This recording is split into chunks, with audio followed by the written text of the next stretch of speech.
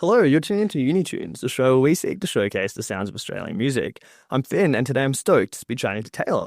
Thanks so much for joining us on the show. How are you feeling today? I'm good. Thank you for having me. Of course, it's a pleasure to have you. So before we jump into it, we want to acknowledge and pay respect to the traditional custodians on the land we're recording on, which are the Gadigal people of the Eora Nation.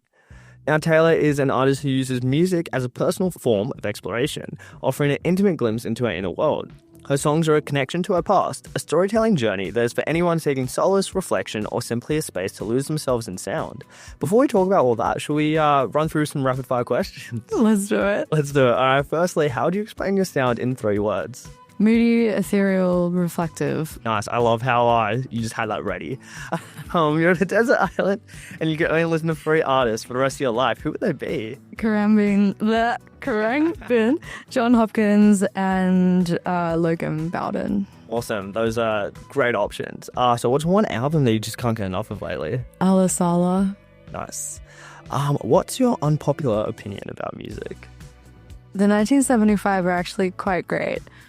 I agree. I have to say, that's also my unpopular opinion. Say what you like about Matty Healy. Yes, he's problematic. I feel like often what he says or does has some sort of context. But the music's great, and they're very influential. All right, fun rapid-fire question. If you had to nail it down to one, what is the most memorable gig that you've been to? Karambin. Nice. So Taylor, when did you start making your own music? I started making my own music when I was about 10 years old, but I only just started producing my music about 2 years ago. Nice. You've described storytelling as a way of processing experiences into beautiful and tangible things. Is this something that's always been the case when making music? Definitely. I feel like I've always made music literally just to process. Like, as a teenager, it was definitely my saving grace. I would just spend every afternoon in my bedroom writing songs because, I was like feeling a lot of heavy things. So I feel like it's always been more of an outlet for me. You've mentioned the music's an outlet for you, but when you're putting your music out there for other people to listen to, do you hope that it's able to help people process emotions and feelings the same as it does for you? Definitely. Because, obviously I wrote my own music when I was a teenager, but I also listened to so much music. And I think it's just so beautiful when songs, they can literally save people because they carry you through really hard times. So it would be an honor to know that my music has been that for someone else. Yeah. Do you feel like the way that music was there for you growing up shapes some of the way that you write your music, where you think, I really like how this song made me feel listened to, so I want to do something similar in my track? Yeah, definitely. Yeah. I think, when I was younger, Taylor Swift was a massive inspiration just in terms of that storytelling element. But lately I've been listening to a lot more instrumental music and ambient artists, so I've been getting more into telling stories without saying anything, which I think is really powerful. Yeah, I mean, that makes sense. You did cite John Hopkins in your rapid fire. And I guess we kind of see a bit of that in Reaper, which is your latest single. I mean, it does have lyrics, but it's very much a more ambient track, and you really feel that Halloween haunting feel through the production. So can you talk us through a little bit of how you use the production, the sounds to communicate that underlying feel? Yeah, for sure. So, I mean, it's a pretty dark song, obviously. I actually produced that song before I wrote any lyrics for it. Right. So I took maybe a year and a half before I added any lyrics to the song. It was just those little vocal ad-libs that I added as atmospheric elements. But the major influence for that track was actually Bonobo. I was listening to his album Fragments at the time religiously, and the song Shadows. So I'd kind of just made a beat and I was like, oh yeah, this is sick. And then I feel like Billy definitely influenced it a bit because I feel like our voices are similar in the way that we both have that airy kind of timbre to it. So yeah. It is cool. It turned out really awesome. It's so different to anything I've ever made. Yeah, it's really cool. It is definitely a standout in your discography in the sense that it feels like it's just a departure into a little darker sound. And you haven't described your work as experimental. And is that probably testament to that, of you just trying to play around with different sounds? Yeah, I think especially after doing the music production course, I kind of went ham and just started trying out all these different sounds, which was really fun because I've always had so many ideas in my head, but I just didn't know the language, how to communicate that. So learning how to use Ableton has changed my life. Yeah, wow. Well, you mentioned you only started doing your own production 2 years ago. Is that right? Yeah. So you did a music production course. Is that how has that kind of empowered you to be able to translate your ideas more freely into tangible music? It's been insane. Shout out to Ableton Live School. That's where I studied. Amazing course there. But yeah, it's just been really freeing, I think, because like I'm the kind of person that will just have things randomly come to me. So it's really powerful to be able to just sit down in front of my laptop and get it out all at once. And also just like have the power to, again, sit down and come back to your ideas and work on them like in more of a flow way rather than having to book a studio and then waiting until that date to then like put the pressure on yourself to come up with something. So I feel like the music that I'm making is like very true to me. For sure. And I can imagine it makes a big difference because like you can sit down with an instrument and write a song, but sometimes I guess what you have in your head isn't necessarily like an acoustic song. So it's really cool that that's kind of helped you as a songwriter.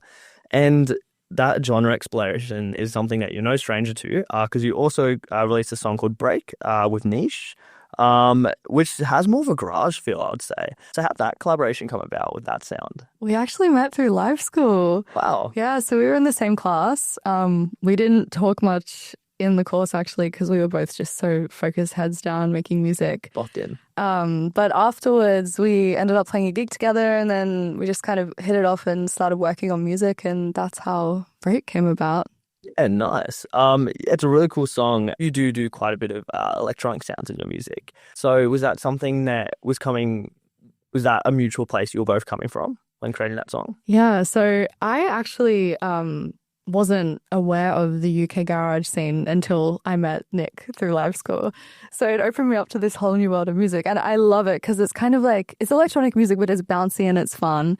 And I guess Break is cool because it kind of incorporates R&B in there as well. Yes, I noticed that. Yeah, so he sent me the track and I was like, yeah, this is sick. And I just love working on music that is really like out of my world. I just feel like it gives you that opportunity to expand as an artist and really improve because I like challenging myself essentially.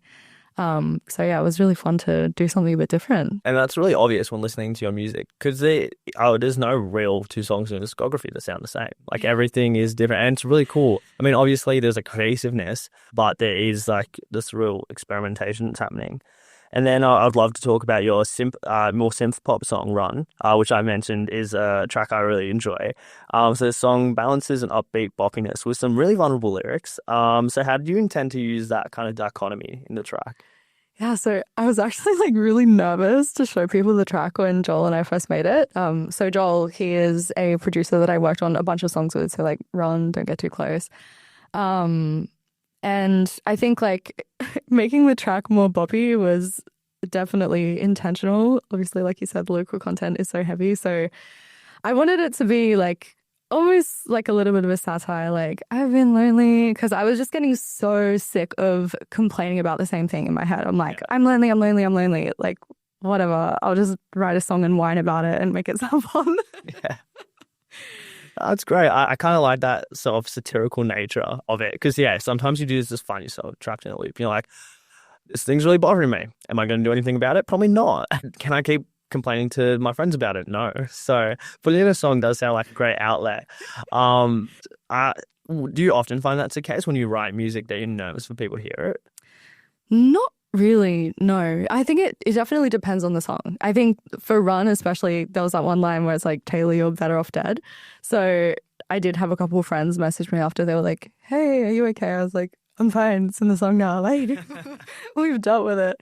But yeah, I think like I just didn't want to make people concerned. But I guess that's the point of music is that outlet. So it's kind of like a safe space to explore those big feelings. Yeah. Would you say it gives you the opportunity to say things that you probably would never really say? 100%. Like as a teenager, I was so shy. So that's kind of what I used music for, was to say things that I just, for some reason, couldn't put into words in a conversation. I couldn't put it into lyrics. Yeah. And I feel like sometimes when it's music, like you can just be like, oh, like it's just a song. So like, yeah, it's not that deep. And then like we don't have to talk about it now. Another song that really masterfully uses dichotomy is Don't Get Too Close, another Fantastic track. Because the first minute of that song is like more of an acoustic ballad, but then it breaks into this much more upbeat dance tune. So could you talk about the creative decision between this really cool production choice? Yeah, thank you for mentioning it because Joel and I were so excited when we made this track, especially the bit before the drop with the like broken synth. Yeah, I was like, oh my God, this is so sick. But I originally wrote that song on piano.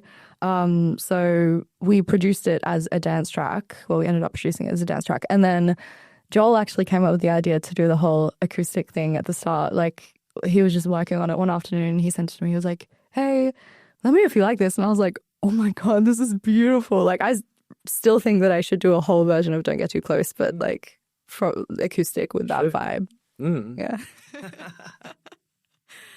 Yeah, awesome. No, it works really well. And you've mentioned Joel, so this is a collaborator you've worked with on a few songs. How does getting in the studio with someone and bouncing ideas off each other really help create something that you might not have, come up with on your own? Yeah, I mean, like, I guess everyone has lived their own life and has their own stories, and they have their own sounds as well because we all listen to different music. So I think just, yeah, getting in the room with, and even just having someone else in the room, like Joel's girlfriend Sophie is in the room a lot of the time while we're making music. And I think like just having those energies always adds to the flavor of the song because, someone might be like, hey, that's really cool. And then it kind of like shifts in different directions.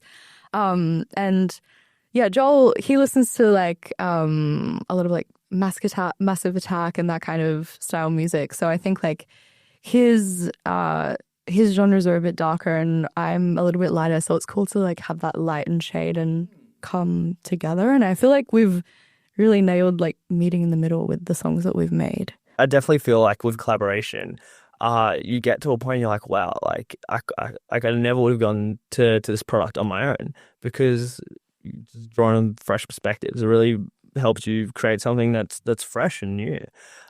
You're currently hard at work on your debut album, which is super exciting. And in the process, you're documenting all of that to nearly 16,000 subscribers on YouTube. You've been posting on this YouTube channel for 13 years now, since you were 12. Is recording a musical process something that now comes naturally to you? Well, it's only been the last couple of years that I've done these vlogs. So I mainly used to post covers. But a couple of years ago, I just decided, hey, it would be really cool if I could bring people along for the journey. And along the way, I've just fallen in love with making these videos. Like, honestly, these days, I basically just edit videos.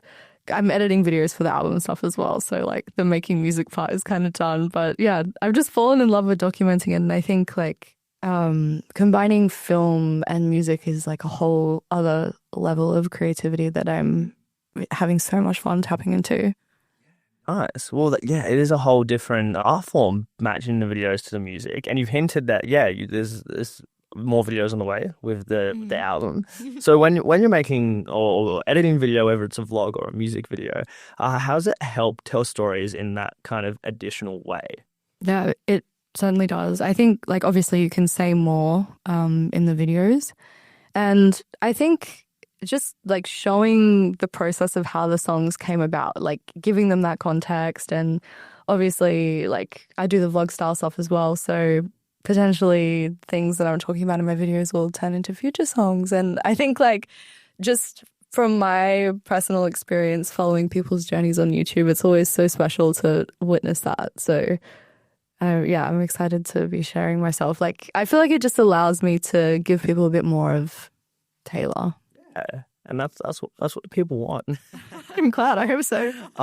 And you also do TikTok lives, which is a really cool way to, I guess, explore this idea of performing live in a new way. I suppose it's something that very much came out of COVID. A lot of like these live stream concerts. But how does that help you connect to fans in this whole new way? I love it. Like, I feel like it's probably the platform where I get to connect with fans the most. There's just a real community vibe on TikTok. And I have my little regular audience that comes in. So it's cool. It's just like, I mean, I'm hanging out in my room just playing songs with my friends. Yeah. That's how it feels. Nice. That's awesome. It sounds like there's a lot of work on your plate between editing the videos, making music, doing TikTok lives. And there was a period of time that you've documented on your YouTube where you stopped making music for about 2 years. So how did coming back from this period of creative burnout kind of reinvigorate your energy towards music? Yeah, I think it's been like a gradual ramp up process. Because when I came back into making music, I kind of went like full speed ahead. And then in 2023, I actually ended up burning out again. And burnout just sucks, man. It's the worst. So I feel like I'm at a really good place now where I have found balance. But I think like just overall, it's so beneficial to take little breaks from making music. Like how I said, I'm focusing on video right now. An old version of me would have thought, oh my God, I haven't sat down and produced a song in months. Like I think the last one I made was in December last year, which is kind of crazy to say. It's not that long. It's not too long, but it's quite long. But, you know, I'm not freaking out about it because I think that taking that time away and going out, living your life, collecting those experiences is so important to like you said, reinvigorating that creativity. Because I think if you're just sitting in it all the time, like for me, it just becomes a little bit monotonous. And I'm not really someone who like sits and practices writing. I just let it happen whenever I'm feeling something. Yeah. I mean, I guess some of the best art comes out of passion. And if it becomes a chore or something that you just have to do, I guess that is quite limiting. And yeah, I feel like there's this real feeling of like, I've got to be making more music, especially now, right? It's all about content and like constantly getting stuff out. But has it been a journey to like, I mean, acknowledge that it's okay to like not be making something right now, this moment. I can take a break. I can come back to this. Like where before when you did take breaks in the past, was it something like, no, this is a bad thing, I need to get back into it? Totally, yeah. I would like be really mean to myself. I'll be like, what are you doing reading a book? What are you doing at the beach? You need to be like in front of your computer or writing more songs. And like you said, I think there is that pressure, especially in the pop scene. And I think like that's why, I mean, on my album, I do have quite a few pop songs, but there are a few songs that are not super pop. And I think that's why I feel inclined to sort of deviate from that style of music, because I just, like, I think you need to give things time. Like, if things are going to be great, you need to give them the time to evolve as they need to. So, I just don't want to rush the process. I was definitely rushing the process. And like I said, that's how I got so burnt out. Yeah. It's just not worth it. Exactly. As I say, you can't rush art. I know who said that, but it was someone. Coin it. Yeah, Ferdinands, Uni Tunes. So yes, this new album, there's going to be pop songs on it, which is really exciting. What else can we maybe expect from this record? Well, I don't want to tell you too much. No, I'm trying not to overshare, so you can stop me, because I'm really excited about it. So I would love to just blurt it all out, but we have to keep some mystery. Of course. Well, it's my first record that basically 90% of it I produced and wrote on my own. Wow. Yeah, so it's been a really big project. I never actually intended to write an album. It kind of just happened. So when I finished my course, I had a bunch of songs, and Niche was in the process of releasing an album, and I was like, oh yeah, that sounds like a really cool thing to do. I want to do that. Yeah. So I got a bunch of songs together, but like half of the songs I originally have for it, I canned, and now I've got like a bunch of new ones that I've written over the process of it happening. So it's got a concept, it tells a story, it takes you on a journey. The songs like flow into each other, which is something I've always wanted to do. I love those records. So cool. Yeah, I absolutely love it. I was talking about this with in another episode recently. I just love it. It's so cool when the songs flow into each other. It's just a whole new level of storytelling, which I think is sick.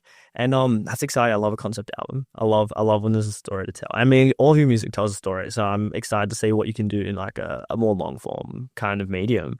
That's really exciting. And you've talked in one of your vlogs about how a lot of life's beauty comes from mundane moments, which I really like that. But being on stage, that's pretty far from mundane. So how does the storytelling that you're doing in the album, in your music, look different when playing live shows? Yeah, that's a good question.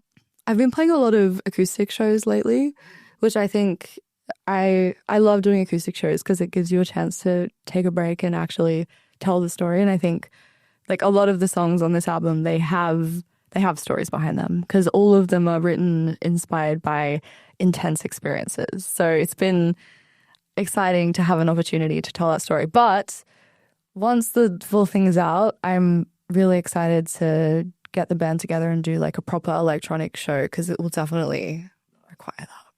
Yeah. that. That's really interesting. That you think like you can really like step back and tell a story of an acoustic set, and we're really excited to have you playing an acoustic set at the time of recording on Wednesday, March 19th at Buddy's. So that's something we're super keen for. But when you're playing an acoustic set, how do you go about stripping things back with just your guitar and telling a story in a different kind of show? I think it's not too difficult for me to strip the songs down because generally I've written them like they've come from me just sitting with my guitar or in a piano. One of my other musical friends, Ben, he's another guitarist, and I've played a show with him last year, and he gets on the acoustic guitar, so it adds like another layer, which I love. But I think like great songs, they are able to be played either acoustic or have the production on top of them. But I do think that the acoustic allows the story to shine a bit more. And I think having like natural instruments as well, like obviously I love the electronic sounds, but I think I've noticed that people tend to relate to it a bit more. I think there is an opportunity to just really connect on like, I guess the real like base level of what the music's about. And there's something really lovely and like impactful about seeing an acoustic set. So that's really cool.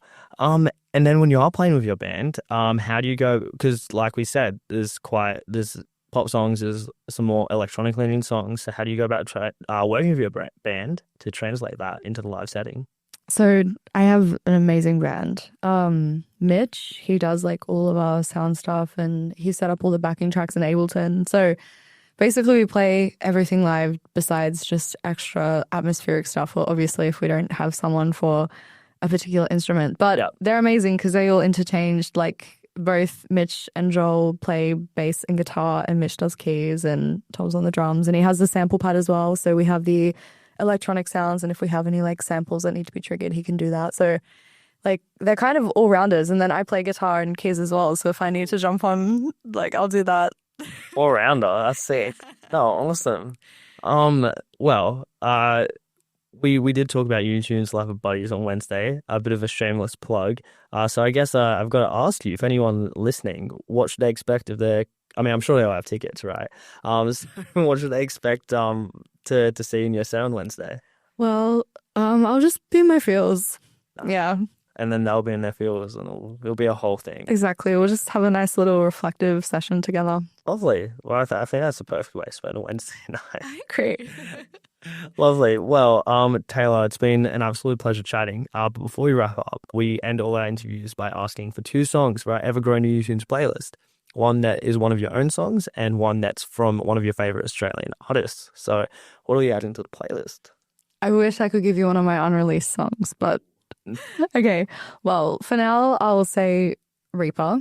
Because that was like one of the first songs I ever produced. So I'm just super proud of that little baby. As you should be. Yeah. But Australian artist Clara Porch by Levos. Awesome. And listen to both of his EPs. They're awesome. All right. There we go. You got homework, guys.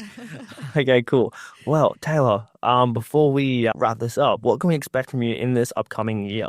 Oh my gosh. There's a lot coming up. So I actually have a song coming out next Friday. Is it the 21st, I think. So just after the Buddies gig. Nice. That one I'm super excited for. It's another UK garage summer song. Shady scoop. Yeah. And then I have a bunch of other collaborations coming out as well. So much stuff. And then my album, and just expect to see a lot more video content from me, I suppose. Yeah. All right. Exciting stuff. Well, thanks so much, Tayla, for joining us. It's been so much fun. We can't wait to see you on Wednesday. Take care. Thank you for having me. All good. That's all, folks.